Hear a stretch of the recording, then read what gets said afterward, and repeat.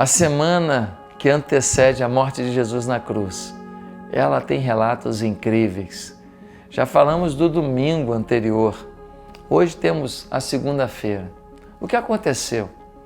Presta atenção no nosso bate-papo de hoje.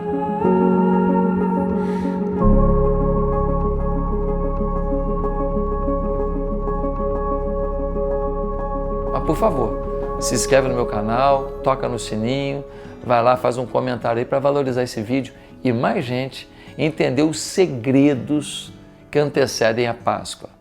Hoje, quero ler o texto de Mateus, no capítulo 21, a partir do verso 12, que diz assim: Jesus entrou no templo e expulsou todos os que ali vendiam e compravam, derrubou as mesas dos cambistas e as cadeiras dos que vendiam pombas, e disse-lhes: está escrito, a minha casa será chamada casa de oração, mas vocês estão fazendo dela um covil de salteadores.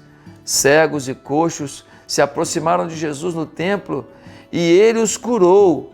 Mas quando os principais sacerdotes e os escribas viram as maravilhas que Jesus fazia e as crianças que gritavam no templo, Hosana ao filho de Davi, ficaram indignados e perguntaram a Jesus: você está ouvindo o que estão dizendo?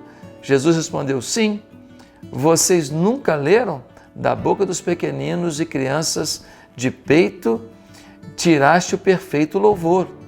E deixando-os, saiu da cidade e foi para Betânia, onde passou a noite. Veja que interessante. Nesse período de preparação para a morte de Jesus, ele vai ao templo. Ele vai ao templo. As escadarias que conduziam esse templo estão lá em Jerusalém até hoje, não foram destruídas, parte delas pelo menos. Você consegue passar pelas escadarias por onde Jesus passou. É maravilhoso, é uma sensação incrível saber que o Mestre por ali passou. E ele sobe ao templo e quando ele chega no templo, ele vê que existem ali mercadores. E os mercadores estão dentro do templo se aproveitando das pessoas que estão vindo de várias partes da redondeza, da cidade não apenas, mas também de outras cidades para adorar no templo. E eles estão ali fazendo um processo de exploração. Não se trata do fato de se vender alguma coisa, não. O que estava acontecendo era uma exploração. E essa exploração dos pobres, essa exploração das pessoas, ela foi totalmente combatida por Jesus. E Jesus, ele vai derrubar as mesas dos cambistas, as cadeiras dos que vendiam pombas. E ele vai falar: a minha casa será chamada casa de oração. Quando ele fala minha casa, ele está dizendo: esse templo é meu. Jesus está deixando claro que ele e o Pai são um só. A minha casa será chamada casa de oração e não casa de exploração.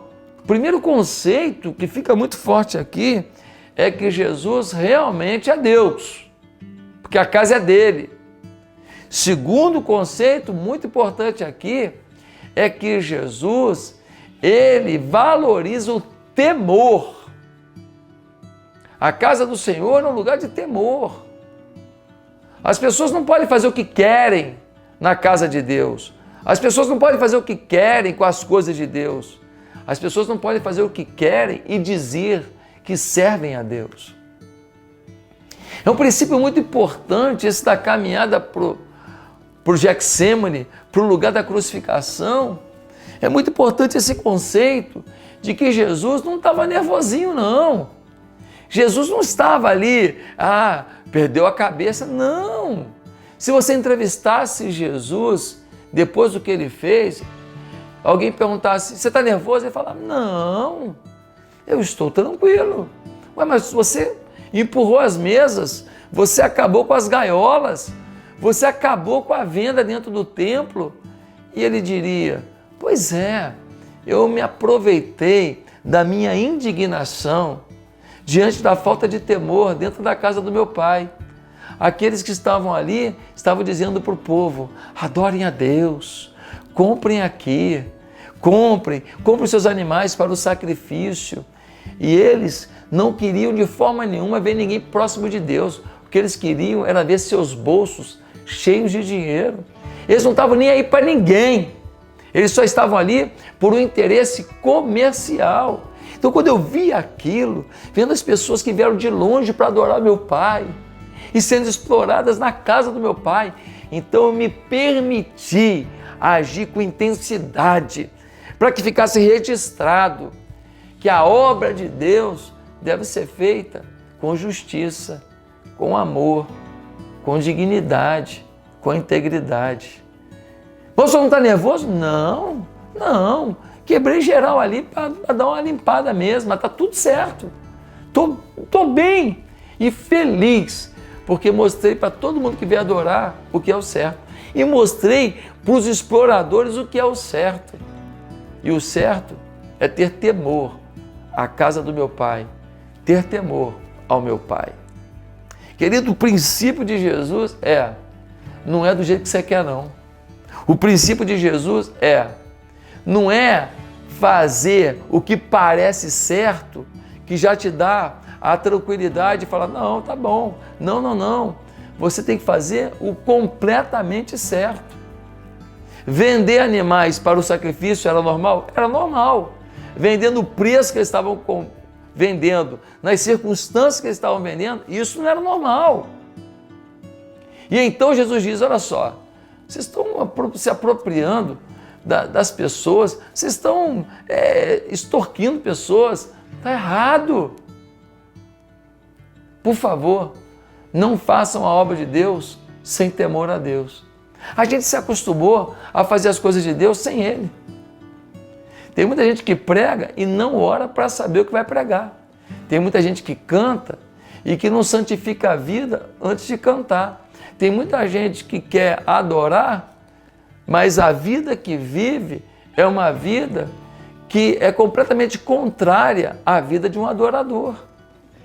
Jesus está nos lembrando que o princípio da santidade, que o princípio da integridade espiritual não acabou. Mas aí a gente tem um grande conflito. E qual é o conflito? O conflito é que nós vivemos a pós-modernidade. E um princípio da pós-modernidade é que tudo é questionável. O que é certo, o que é errado? Na pós-modernidade se aceita que existem várias versões, várias ideias, vários pensamentos e que nada está errado. Simplesmente, cada um tem a sua posição de avaliação. Quando eu tenho aqui esta Bíblia, quem olha de lá vê uma parte dourada, quem olha de cá vê aqui escrito alguma coisa, Bíblia Sagrada em dourado, quem olha daqui só vê uma capa preta, quem olha daqui vê outro ângulo. Na pós-modernidade, as pessoas acham que cada um tem direito de ver do ângulo que quiser. O que Jesus estava lembrando ei, não é você que diz o que é certo. Existe um certo. Existe um certo. Existe um Deus. Existe uma hierarquia. Existe um princípio. Existe uma lei. E essa lei tem que ser reverenciada. Essa lei tem que ser obedecida. Essa lei não pode ser infringida. Tirando do templo e olhando para a nossa vida, qual é a lei de Deus para o sexo? Qual é a lei de Deus para o casamento? Qual é a lei de Deus para os negócios? Qual é a lei de Deus para a amizade? Qual é a lei de Deus para tratar funcionário? Qual é a lei de Deus para tratar os empregadores? Qual é a lei de Deus para trabalhar na igreja? Qual a lei de Deus para ser membro de uma igreja? Qual a lei de Deus para se batizar? Qual a lei de Deus para participar da ceia do Senhor? Qual a lei de Deus para liderar a obra de Deus? Qual a lei de Deus para responder às pessoas? Qual a lei de Deus para os negócios? Qual a lei de Deus? Qual a lei de Deus? As pessoas não estão querendo saber.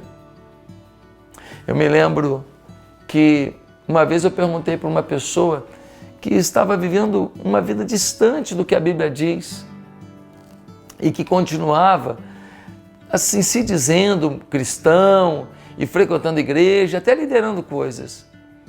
E eu perguntei, você não ficava constrangido de fazer as coisas para Deus sem estar com Deus? E a pessoa falou assim, eu até fiquei durante um tempo. Mas depois de um tempo, eu acho que eu me acostumei. E então eu continuei a fazer, mesmo sem com Ele estar. Sabe qual é o problema da sua vida às vezes? Você se acostumou com a forma de viver desagradável a Deus. Mas faltou um pastor para botar o dedo na sua cara e te falar a verdade. Faltou um amigo para botar o dedo na sua cara e te falar a verdade. Faltou um profeta para botar o dedo na sua cara e te falar a verdade. Quando você procura profecia, às vezes, procura profecia para falar como vai ser o futuro, se Deus vai abençoar, se você vai prosperar. A gente nunca procura uma profecia para falar onde que a gente está errado e que tem que mudar. Jesus, no caminho por Getsêmani, nos ensina o princípio do temor, nos ensina o princípio da obediência e nos ensina que Deus não tolera a falta de temor. Como está o temor na sua vida? Pense nisso. Até o vídeo de amanhã. Vamos falar da terça-feira de Jesus, antes da crucificação. Até lá. Se inscreve no meu canal aí, copia o link e manda para todo mundo desse vídeo. Deus te abençoe.